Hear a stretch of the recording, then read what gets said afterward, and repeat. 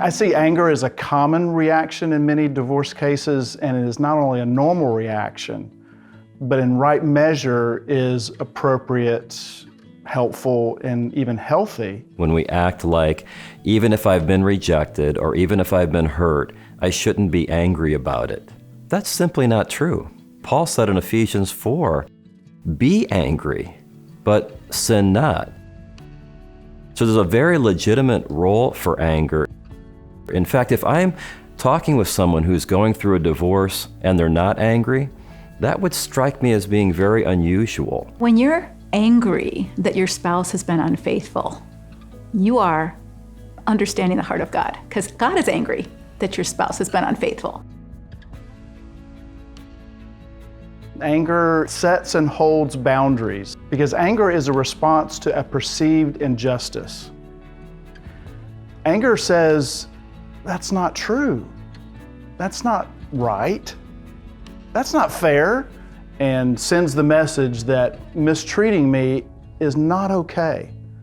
Mistreating someone I care about is not okay.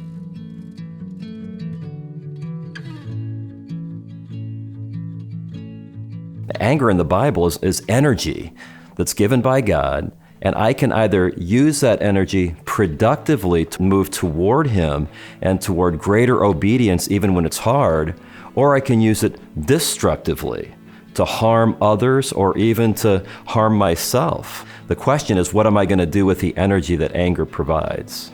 The reality is there are a lot of things that require a level of anger to take action. Like some things we're not going to do anything about until we get mad enough. It's not the kind of anger that's volatile or vindictive. It's the kind of anger that's focused. Denise, for the longest time in my divorce, I went around thinking I wasn't angry. But just because anger goes undetected for a while doesn't mean it isn't doing damage. Steve, that reminds me of a time when my counselor told me to go home and write a list of 50 things I was angry about. And I just laughed and I said, Ken, I'm not angry. And he just kind of shook his head at me and he said, I think you might be, because I had actually just shared with him a dream I'd had where I had slapped my former husband.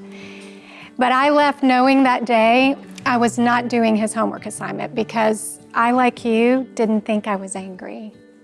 But later that evening, I went to open a jar of sweet potato butter to put on some freshly made biscuits, and it wouldn't open.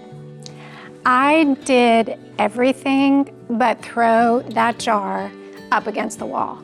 I jerked it, I beat it, I pulled it, and as I did, the anger grew and grew until these hot tears just left a streak down my face. Because someone should have been there to open that jar. And it was then that I knew I was angry. And I went straight to my computer and I began to type out all of the reasons why, and I think I ended up with almost 100 instead of 50.